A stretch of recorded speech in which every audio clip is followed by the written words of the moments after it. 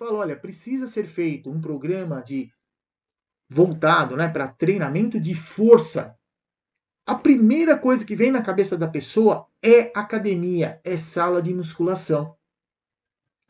E é uma pura falta de informação. E muitas vezes ele já tem uma resistência em relação àquilo. Ou porque nunca fez, ou mesmo tem vergonha, muitas vezes, de se expor num local onde tenha muita gente ali fazendo exercício também.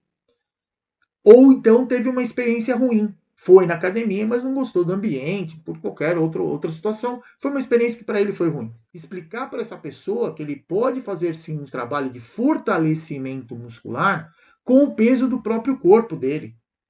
Ele pode usar para isso o que ele tem em casa. Ele tem cadeira, ele tem cabo de vassoura, ele tem embalagens, né, de produtos que muitas vezes, esses de limpeza, que você tem um pegador ali, então quer dizer, dá para colocar líquido dentro dessa embalagem, ou mesmo coloca areia, de repente, vai criar resistência. E muitas vezes a gente precisa passar isso para a pessoa. E ele não tem a menor ideia disso.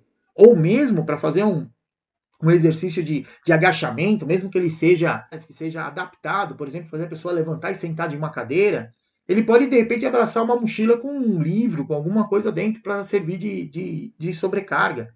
E que muitas vezes a gente precisa, sim, dar atenção e usar como ferramentas o que a gente tiver disponível. Fazer com que essa pessoa sinta prazer em incluir o exercício físico ou mesmo aumentar o nível de atividade física que ele tem no dia a dia, para que isso seja uma coisa prazerosa e não forçada. Porque é algo que a gente não gosta de fazer, certamente não vai dar certo. Além disso, diminuir esses desconfortos que ele vem a ter, seja por dor nos joelhos, dor nas costas, não importa. Fortalecendo a musculatura, a gente sabe que diminui as inflamações e, consequentemente, melhora a qualidade de vida dessa pessoa. E a recomendação, muitas vezes, para o exercício, para quem tem diabetes, é comum, né? Todo mundo quer o melhor. E isso é uma pergunta que é muito frequente com as pessoas que têm diabetes. Qual é o melhor exercício para quem tem diabetes? Então, foi o que eu falei aqui. Se você está trabalhando com uma pessoa que tem diabetes tipo 1, se ele fizer o que ele quiser fazer, o que ele gostar de fazer, ele fez o movimento, ele vai se beneficiar com isso.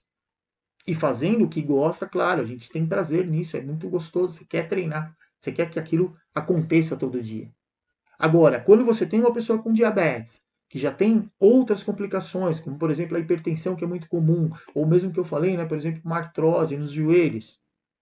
Numa situação dessa, essa pessoa ela precisa de cuidados especiais. Não dá para a gente colocar qualquer exercício. Mesmo um exercício de fortalecimento, ele vai ter que respeitar algumas limitações. Então são situações diferentes. Então isso é algo que eu, pessoalmente, né, eu gosto muito de trazer essa informação, porque traz essa informação, olha, não, faz lá o que você quer. Só que a pessoa, por exemplo, tem diabetes e já tem uma complicação crônica do diabetes. Então são situações que a gente precisa adaptar dentro do exercício. Então muitas vezes não vai esse discurso que normalmente se tem, né, nas recomendações, a pessoa com diabetes faz o exercício que ela gosta, a atividade que ela gosta, desde que ela não tenha nenhuma outra complicação, só o diabetes. Porque quando a gente entende o diabetes, quando se movimenta o músculo degrada o glicogênio muscular, capta a glicose que está no sangue e certamente vai ajudar a controlar a glicemia. Então, essa é a resposta fisiológica que a gente tem com o exercício em quem tem diabetes. Agora, quando essa pessoa já tem alguma complicação do diabetes, quando essa pessoa já tem outra doença associada, então, dentro do que ela gosta de fazer, o exercício precisará ser adaptado. Então, por isso que eu sempre falo que eu ensino o profissional de educação física a adaptar o exercício ao diabetes. Porque o diabético, você pode trabalhar com essa pessoa que tem diabetes tipo 1, que é jovem, que é uma pessoa dentro da curva de normalidade. O que ele tem de alteração é uma alteração metabólica, né? Uma situação que vai tender à hiperglicemia, mas em termos de saúde, de estrutura, ele é muito parecido com as outras pessoas. Que é muito diferente de você elaborar um programa de exercício para uma pessoa com diabetes, que é sedentária, que chega acima do peso, que chega com uma artrose. uma hipertensão diagnosticada e tratada também, ou muitas vezes com hipotiroidismo, né? Então, são situações que começam a se somar e complicações também do diabetes, complicações microvasculares ou macrovasculares. A pessoa muitas vezes vem treinar com você com risco cardiometabólico lá em cima. Tem esteatose hepática, tem já detectado aí ateromas, né, placas lá de gordura. Então, são situações totalmente diferentes, aonde o exercício vai ajudar, sem dúvida alguma. Mas o volume, a intensidade, o modo que o exercício vai ser prescrito para essa pessoa com diabetes, ele vai ser totalmente diferente do que aquele indivíduo que só tem o diabetes. Esse dá para trabalhar de uma maneira muito parecida com a pessoa que não tem diabetes. Claro, sempre muito atento ao risco de hipoglicemia durante ou após o exercício. Então, que a gente já até comentou um pouco já a respeito das intensidades, então quer dizer, quanto mais vigoroso, mais você vai degradar glicogênio muscular e, consequentemente, também vai fazer uma maior captação de glicose do sangue. Isso aí pode aumentar em até 20 vezes a velocidade de captação da glicose do sangue. Então, são situações que pode sim fazer com que esse indivíduo sofra ali um episódio de hipoglicemia e que isso também, levando em consideração a atuação do profissional de educação física na saúde, pode afastar essa pessoa mais jovem que tem lá o diabetes, seja diabetes tipo 1, tipo 2, LADA, esse adulto jovem, ele pode parar de fazer o exercício por conta dos desconfortos causados pelos episódios de hipoglicemia durante ou após o exercício físico.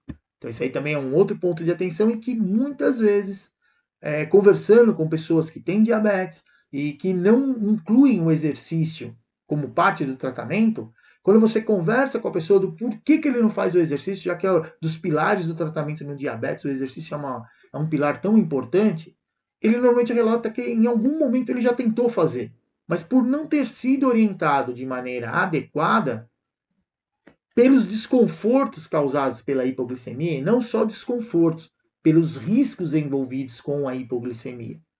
Numa situação de hipoglicemia grave, esse indivíduo ele pode desmaiar.